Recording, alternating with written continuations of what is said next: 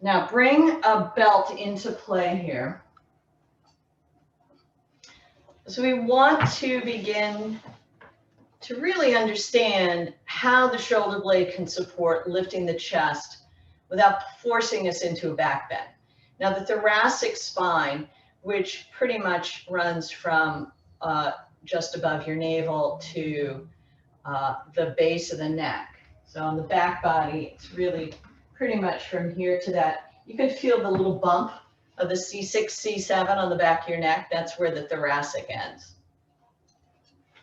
So what I'm going to do is take the belt into my right hand and extend the right arm out. Now, support the underside of your arm, mainly as feedback to make sure you're still taking an outward rotation with your arm. So you don't want to be turning it in, you want to be turning it out.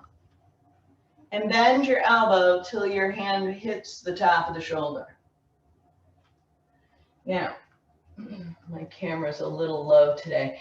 Reach your elbow up, right?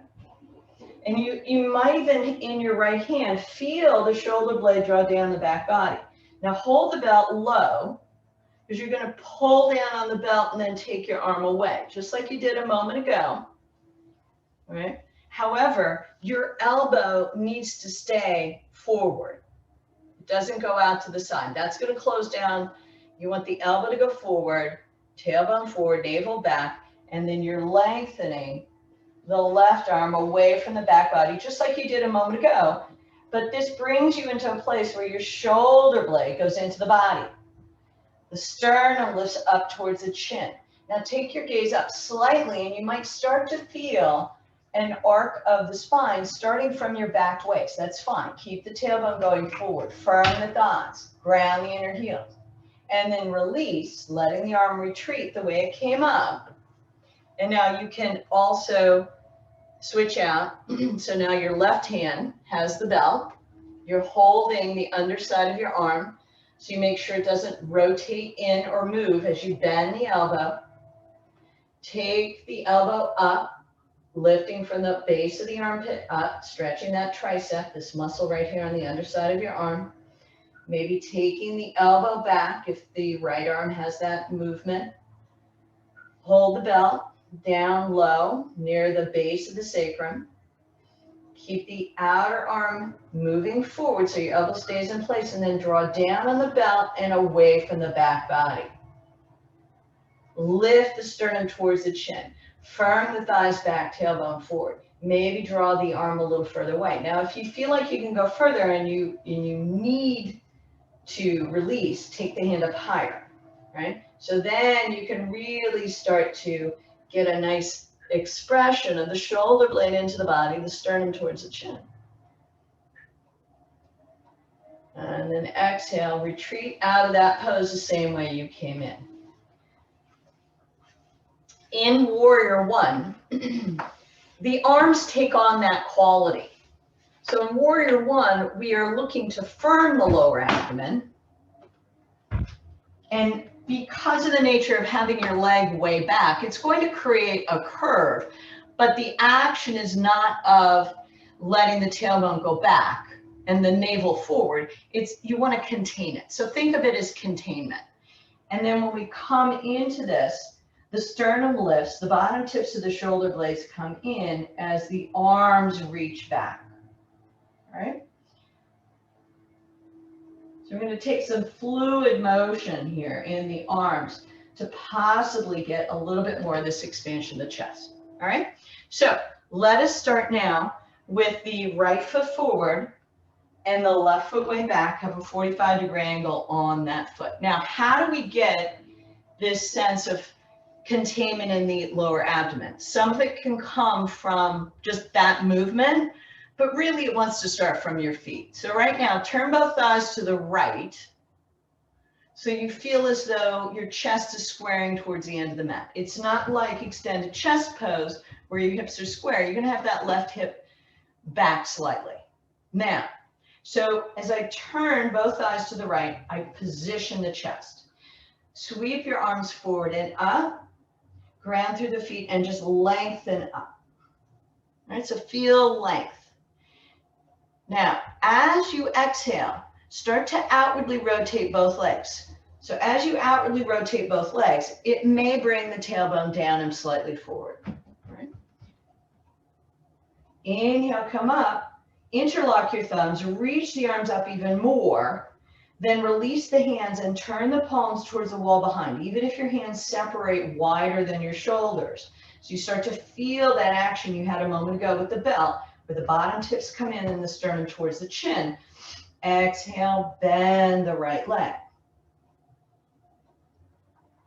Inhale, straighten your right leg. There is a third position, a full position, has the palms together, and you're looking up at your thumbs as you come deeply into the bend of the front leg. All right, so any arm position is fine. You can look straight ahead with your hands turned behind. You can just have straight arms up.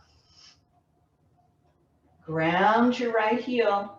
Extend back through the outer left heel. Lift that arch. And then lower the arms out and down.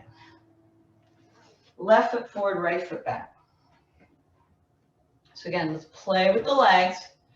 So we're spinning both thighs to the left to square out the chest. And then we outwardly rotate both legs, and you might get a sense of the back of the pelvis going down, and you're containing in the abdomen. Take the arms forward and up.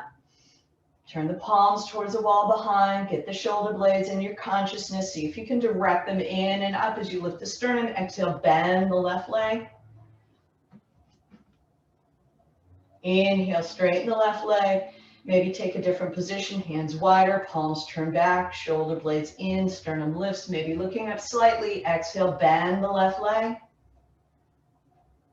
Lift the arches. Straighten that left leg, maybe trying a different arm position. You can go fully, palms together, look at the thumbs, exhale, bend that left leg. See if you can lift the arches, even though you're focusing on your shoulder blades. Duality. Straighten the left leg, lower the arms down, step forward into Tadasana. Turn the palms towards the wall you're looking at. And just feel the shift and change in the sensations of the body. You might feel a little bit more warmth in the neck and the shoulders. You might feel your feet because you were working hard with them. It's just nice to know that you can, in a way, with yoga, WD-40 yourself, especially as we start getting cooler into the winter months. Now, let's go into a very refreshing, easy, it should be easy because we warmed up quite a bit of the front hips, warrior two. So stretch out through the fingertips as if you're stretching yourself from the middle of the body. And as you reach down through the inner heels, feel the sense that the outer thighs come towards the inner thighs. So you're contained, even though you're expanding outwards. Turn your feet to the right. Keep the lift of the arches, maybe lift your toes as you bend the right leg into a square. Relax the toes, stretch them forward and down. Keep turning the ribs to the left as you look out over your right hand. So take 1 or 2 more breaths here, noticing if you can go a little deeper on your exhalation. You're just kind of melting into the space as your body opens up. Inhale, straighten the right leg. Turn the feet now to the left. Ground the inner and outer heels. As you lift up through the chest, maybe you feel a sense of scooping the abdomen in and up, but you still have your breath, so you can exhale. Reach through the limbs. Exhale, bend the left leg into a square.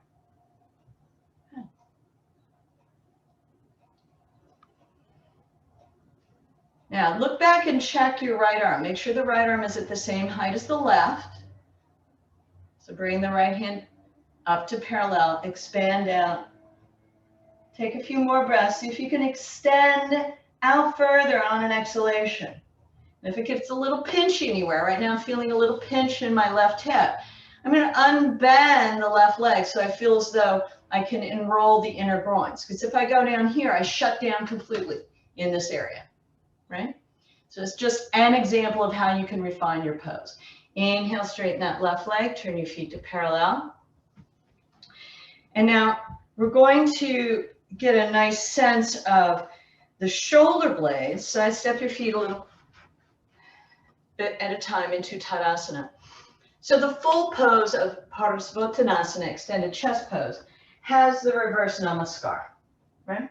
So if that's easy enough for you to do, by all means do it. You don't have to though.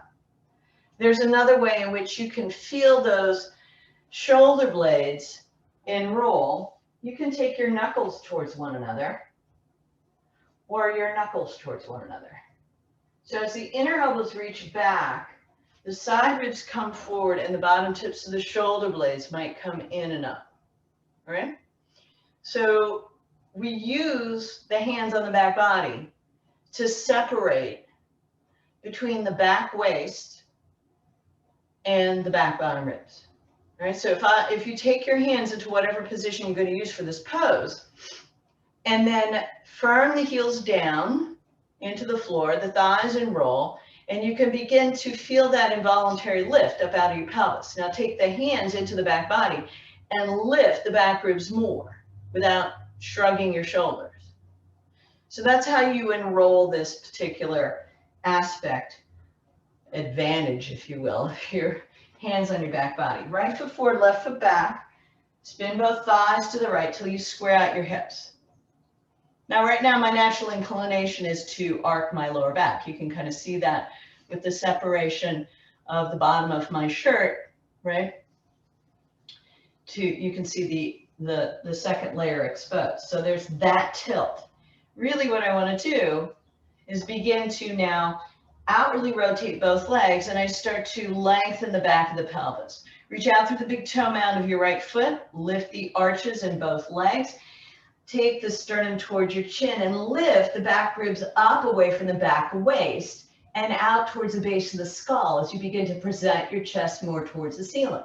Let the hands, if they're in reverse namaskar, draw the spine into the body and feel yourself expand out and down. Draw action into the top thighs and begin to extend the legs back as the chest reaches forward. All right? Keep refining what's going on in the legs. So the right leg is going to want to maintain a sense of lift in the front thigh. It's easy enough to lock out, so I focus on the big toe mound of my right foot and lift the arch. And the back leg, I want to keep the arches lifting, but I'm reaching through the inner heel and spinning the leg inwards and outwards depending on what's giving me the most space. Plant the feet, reach out through your chest, inhale, come up. All right, so if you are aware that these poses are not stationary, that there's slight refinements as you go down in the legs, it may give you more freedom and stability. All right, left foot forward, right foot back. If your wrists have tapped out, by all means, you can take a second position, which is with the palms on the back of the pelvis. Because that's another place in which we can promote space on this back waist. Now, square the hips by turning both thighs to the left. Get a little bit more descension of the back of the pelvis as you outwardly rotate both legs. Lift the back ribs up, inhale. Keep the arches lifting. Be clear on the inner heel, outer heel, and big toe mound. And lift the sternum up towards the chin. Take the back of the pelvis down. Side ribs lift up towards the ceiling. Reach through those inner elbows. And then ground through the right heel to start the action of taking the chest forward as the legs draw back. Notice how you have to change the weight in the feet. You might have to alter the turn of the legs, inner or outer rotation, ever so slightly. Keep the elbows lifting up. Now, if your palms are just on the back of the pelvis, grab your left wrist with your right arm and reach the arms back, keeping the forearms on the back body. Plant the feet, lift the arches, reach out through your chest, inhale, and come up. Stand in Tadasana and observe. Maybe your breath can quiet and even out. Now, we're coming down to the floor here So if you bring a blanket folded for your knees, it will work well. We're going into Parigasana, gate pose. Gate pose has many different variations in the sense that, right, from the side, what it's teaching us is to be able to turn this side of the pelvis forward while the leg goes back. Now you get a little truncated. If I'm rotating forward in the pelvis, it's not going to work for my hip. So I have to really keep an eye on this action of the back of the pelvis down to open up and away, right? So let's take that part first. So my knees always stay underneath the hip and especially underneath the kneeling leg. Take your right foot out underneath your knee, right hand to the inner right knee, and take your left hand to the back of the pelvis. So draw the back of the pelvis down with your left hand. Turn your ribs to the left. Now, if you start to feel congested or tight or pinchy in the back of your right hip, take your right hand and roll the back of that thigh down and lift up from the hip. Good. Now, extend your arms out into a T, very similar to Warrior Two, Virabhadrasana 2. And now turn the palms up, bring your your left arm back and up alongside your ear. So you want to get that nice length. Now just let your forearm come to the thigh and lengthen up as you inhale, exhale, turn the ribs to the left. Inhale, lengthen up and out. Exhale, turn to your left. Inhale, lengthen up and out. Exhale, turn to your left. Right? So it's about awakening that intelligence of keeping space right here in the top of your right thigh. Inhale, come back up, release. Take your right knee down, your left knee out. Having the heel of your foot in line with the knee. Turn the top of that left thigh down. Take your right hand, scrub the back of the pelvis down. Again, be careful. Make sure your right hip is over your right knee. Good. Extend the arms out. Turn the palms up. Thumbs draw back. Now, take your right arm all the way up. Let your left arm still be here because you're keeping the left knee back as you turn the ribs to the right. Exhale, reach up out of that right hip and over to the side. Inhale, lengthen, exhale, turn. Inhale, lengthen, exhale, turn. So you're stretching the outside of the body. You might even feel it along the inner abdomen. And then inhale and come up, release down. Switch out again. This time you have the option to straighten your leg out. Now the heel can be up. Sorry, the toes can be up or the toes can be down. Whatever works best for you. So keeping the right hip directly over the right knee. Sorry, the left hip over the left knee. Turn the right thigh to the right. And then with your hands on your hips, begin to orient the chest so it's square with the long dimension of your mat. Now, turn your palms out to the side. And now, once again, however you wish to, because I know some of us are struggling with our shoulders, you can take this arm up like we did in Gomukhasana. Let the back of your hand glide along the leg as you extend out. Continue to reinforce the turn of the ribs, abdomen towards the ceiling as you extend out. Inhale, reach the right ribs up and out. Exhale, come a little further. So the back of your hand is now gliding down towards the foot, but you must stay upright with your chest. Don't turn down towards your leg.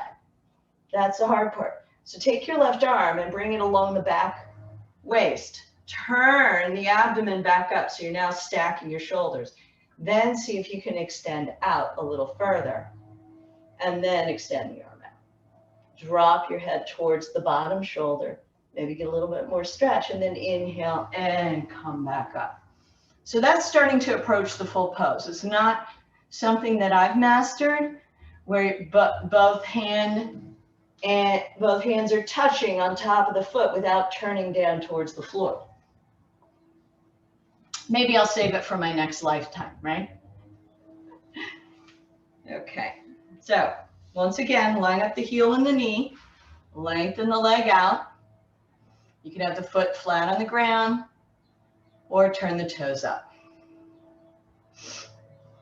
Extend out through the arms, turn the palms up, let the back of your left hand be on your leg. Your choice, you can come back and extend the arm up, like we did in Gomukhasana.